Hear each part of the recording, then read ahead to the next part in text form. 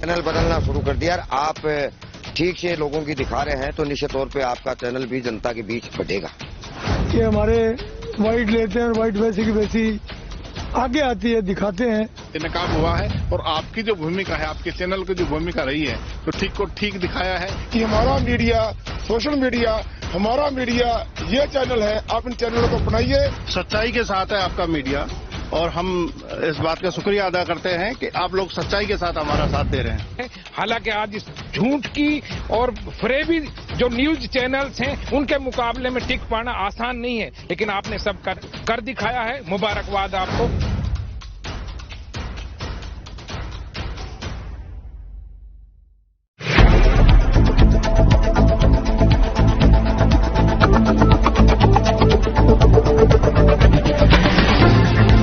नमस्कार, स्वागत है आपका स्टेट न्यूज बुलेटिन में और मैं हूं आपके साथ अदिति। चलिए खबरों पर जाने से पहले नजर डाल लेते हैं हेडलाइंस पर। 8 मई को सैन्य पुलिस में शामिल होंगी 100 महिलाएं, रचेंगे इतिहास।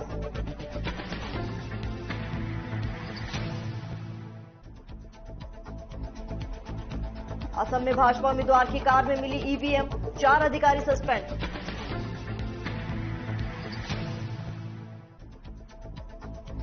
पाली में कार के ऊपर पलटा मार्बल से लदा ट्रक, 4 लोगों की मौके पर मौत।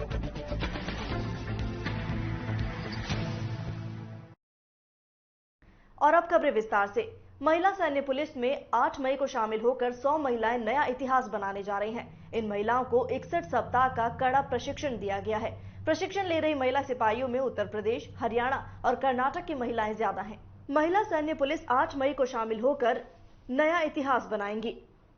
पिछले 2 लाख आवेदनों में से 17 राज्यों की 100 महिलाओं को प्रशिक्षण के लिए पायलट बैच के रूप में कॉर्प्स मिलिट्री पुलिस यानी सीएमपी के लिए चुना गया था। प्रशिक्षण अधिकारी लेफ्टिनेंट कर्नल जूनी के अनुसार इन्हें भी पुरुषों की तरह प्रशिक्षण दिया जा रहा है। हालांकि महिला प्रशिक्षकों के लिए कुछ मापदंड निर्धारित हैं। इतना ही नहीं, महिला सिपाहियों को अपराध की जांच और अपराधियों से निपटने के लिए रिवॉल्वर और स्वचालित बंदूक चलाने का प्रशिक्षण दिया जाता है। प्रशिक्षु महिला सिपाहियों में उत्तर प्रदेश, हरियाणा और कर्नाटक राज्य की महिलाएं ज्यादा हैं। असम विधानसभा चुनाव के दौरान ईवीएम ले जाते वक्त हुई लापरवाही के मामले में चुनाव आयोग ने 4 अधिकारियों को सस्पेंड कर दिया है। दरअसल असम की पथरकंडी विधानसभा क्षेत्र के मौजूदा विधायक और बीजेपी उम्मीदवार की गाड़ी से ईवीएम मिली थी। असम में बीजेपी उम्मीदवार की कार से ईवीएम मिलने के मामले में चुनाव आयोग ने 4 अधिकारियों को सस्पेंड किया। गुरुवार को एक कार में ईवीएम होने पर स्थानीय लोगों ने रोका था। बताया जा रहा है कि चुनाव करवाकर लौट रहे अधिकारियों की कार खराब हो गई और उन्होंने कार में लिफ्ट ली, जो बाद में बीजेपी उम्मीदवार की निकली। सूत्रों के अनुसार चुनाव आयोग की कार खराब हो गई और अधिकारियों ने कार में लिफ्ट ली, लेकिन बाद में पता चला कि वो कार बीजेपी उम्मीदवार की है। स्थानीय प्रशासन के मुताबिक ईवीएम से न कोई छेड़छाड़ हुई है और न ही कोई नुकसान पहुंचा है। कार पर हमला करने वाले अज्ञात लोगों के खिलाफ मामला दर्ज कर लिया गया। खबर पाली से, जहां आज सुबह एक दर्दनाक सड़क हादसा हो गया। बारलाई गांव के पास मार्बल से भरा एक कंटेनर कार पर पलट गया। इसमें कार सवार 4 लोगों की मौके पर मौत हो गई। गुड़ा इंडला थाना क्षेत्र के बारलाई गांव के नेशनल हाईवे पर आज सुबह एक दिल दहला देने वाला हादसा हो गया। मार्बल से भरा एक कंटेनर अनियंत्रित होकर पास में चल रही कार पर जा गिरा। इससे कार में सवार 4 लोगों की मौके पर ही मौत हो गई। मृतकों में जिला कोषाधिकारी मनोज कुमार शर्मा भी थे। इस गंभीर हादसे की सूचना मिलने के बाद पुलिस अधीक्षक कालूराम रावत सहित पुलिस जाब्ता मौके पर पहुंचा और यातायात को एक तरफा करवाया। पुलिस ने ट्रक को एक तरफ करवाकर मृतकों के शव को मोर्चरी में रखवाया। जयपुर से तन्नोट करनी माता तक की यात्रा में भक्तों की गहरी आस्था नजर आती है। जयपुर से तन्नोट तक कनक दंडवत कर जा रहे जयपुर निवासी करनी भगत डॉक्टर गुलाब सिंह चारण की ये यात्रा देघराय मंदिर पहुंची। इस दौरान श्रद्धालुओं की भीड़ उमड़ पड़ी।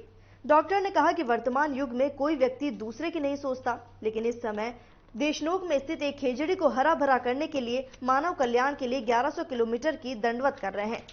इस दौरान मां करनी ने कई चमत्कार भी दिखाए। कई लोग जो बोलते नहीं थे वे ठीक हो गए, साथ ही विभिन्न प्रकार की बीमारियां भी ठीक हो गई।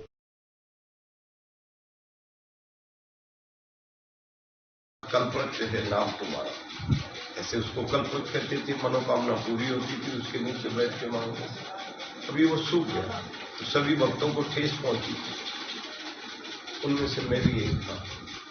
मुझे भी लगा कि माँ जी क्यों हरी सूख गई है। तो करनी जी तो खुद सक्षम है, करनी जी तो खुद हरी कर लेते, लेकिन करनी जी की इष्ट देवी आवड़ जी है, तन औरते उड़ा भादैया देख राय जी जो है। तो मैं उन आवड़ जी से जो उनकी इष्ट देवी है उनसे ये कहने जा रहा हूँ कि करनी जी के जी को वापिस हरी कर दो, करनी जी का नाम होगा। और ये चमत्कार देखने को जो मिल रहे हैं वो अद्भुत चमत्कार है। आज 18 महीने मुझे हो गए, 18 महीने में जो चमत्कार देखे वो दुनिया देखी, करनी जी की लीला न्यारी देख रही है जनता। खबर जोधपुर से, जहां तिवरी क्षेत्र के गोपसरिया गांव में खेत में खड़ी फसल नष्ट हो गई। खेत के ऊपर से निकल रहे बिजली तार के टूटकर गिरने से गेहूं की फसल में आग लग गई। किसान अन्नाराम चौवटिया के खेत में आग लगी। आग लगने से खेत में खड़ी 15 बीघा गेहूं की फसल खराब हो गई। ग्रामीणों ने अपने स्तर पर आग पर काबू पाया। ग्रामीणों ने बताया कि क्षेत्र में आए दिन आगजनी की घटनाएं हो रही हैं। इस मौके पर किसानों की भारी भीड़ मौजूद रही। खबर चूरू से, जहां सरदार शहर के स्थानीय ओसवाल बड़ाबास पंचायती भवन में लक्ष्मीपति और मंजू देवी चौरड़िया दंपति ने अपने सफल वैवाहिक जीवन के 50वीं सालगिरह मनाई।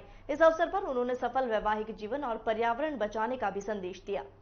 दंपति की बेटी डॉक्टर ममता बुच्चा और परिजनों ने दंपति को एक पौधा भेंट किया, जिससे प्रभावित होकर चौरड़िया दंपति ने 5 पौधे लगाने का संकल्प लिया। परिवार के सभी सदस्यों को 5-5 पौधे लगाकर उनके वृक्ष बनने तक देखभाल करने की शपथ दिलाई तथा युवा पीढ़ी को सुखद गृहस्थी के मूल मंत्र और पर्यावरण संरक्षण का संदेश दिया। इस मौके पर दंपति ने आए हुए अतिथियों और परिजनों से आने वाली पीढ़ियों के लिए पर्यावरण संरक्षण हेतु अपने जीवन में कम से कम 1 पौधा लगाने की भी अपील की।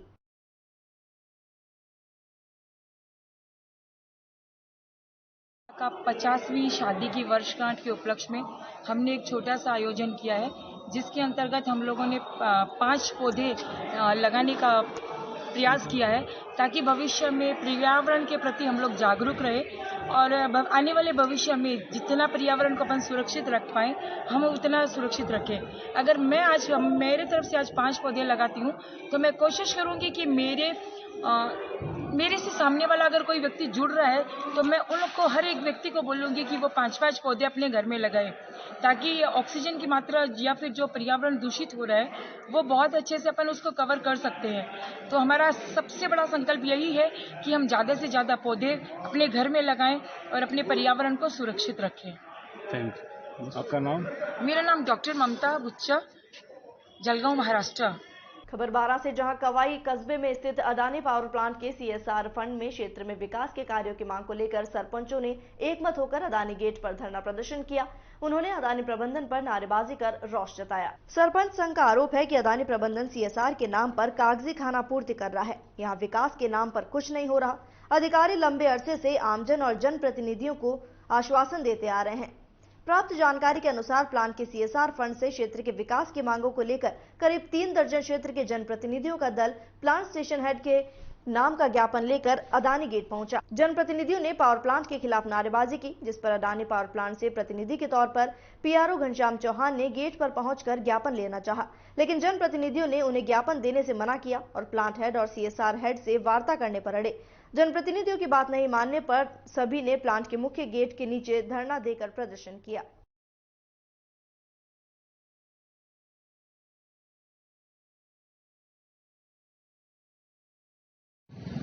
क्या आपकी मांगे और आप यहाँ अदानी गेट पहुंचे हो, क्या था, थोड़ा सा बताएंगे? हम डिस्कशन करने हैं CSR के जो हेड है गोपाल देवरा, उनसे डिस्कशन करने के लिए मिलने हाँ बिंदुवार चर्चा करने के लिए यहाँ पहुंचे अडानी के गेट पे। तो हमें ज्ञापन के माध्यम से बैठ के और चर्चा करनी थी। तो हमें यहाँ आने के बाद में मैसेज किया गेट पे, और मैसेज करने के बाद में हमें पता लगा उन्होंने उनका प्रतिनिधि यहाँ गेट पे भेजा और हम मिलना उनसे चाहते थे। साथ में 10 सरपंच और सभी ग्राम पंचायतों के वार्ड पंच साथ थे, तो उन्होंने मिलने से बिल्कुल मना कर दिया और उसके बाद में हम गेट पे धरने पे बैठ गए, क्योंकि हमें लगा कि जब कोई आदमी मिलने में दिक्कत हो रही है। ज्ञापन किस बात को लेकर ज्ञापन सौंपना चाह रहे थे? ज्ञापन तो कई तरह की समस्या जो पंचायतों में बनी हुई है, जो इन्होंने गांव गोद ले रखे हैं, उनमें कोई विकास कार्य नहीं हो रहा। पानी की समस्या को देख लीजिए, कवाई में पूरी कवाई में गंदगी फैली हुई है। ये नहीं लग रहा कि कवाई अडानी पावर लिमिटेड कवाई के नाम से है और कवाई के हालात इतने बिगड़े हुए हैं जिसकी कोई सीमा नहीं है। बूंदी, गोवर्धनपुरा, बरला, इन गांवों में पेयजल की समस्या को लेकर के हमने कई बार इनको अवगत करा दिया, पर उसके बाद भी इनके जू नहीं रहेंगी। फिर अब आगे क्या रणनीति बनाई है आपने? आगे एक बार गोपाल देवड़ा से मिलकर के और हम लिखित में कमिटमेंट लेंगे कि भाई कितने दिन में ये हमारा जो काम है, जो समस्या है, इनका सॉर्ट आउट हो, जो आमजन के हित में है। नहीं, अभी जैसे जिस तरह से अधिकारी आए नहीं है जिनकी आप डिमांड कर रहे हैं, तो अब आगे क्या? हमारा धरना जारी है, हम उनसे मिलकर ये धरना 24 घंटे चलेगा? 24 घंटे नहीं, लंबा चलेगा।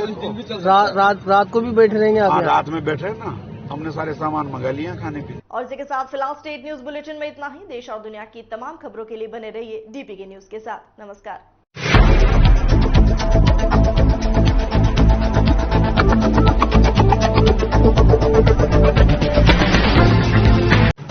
राजस्थान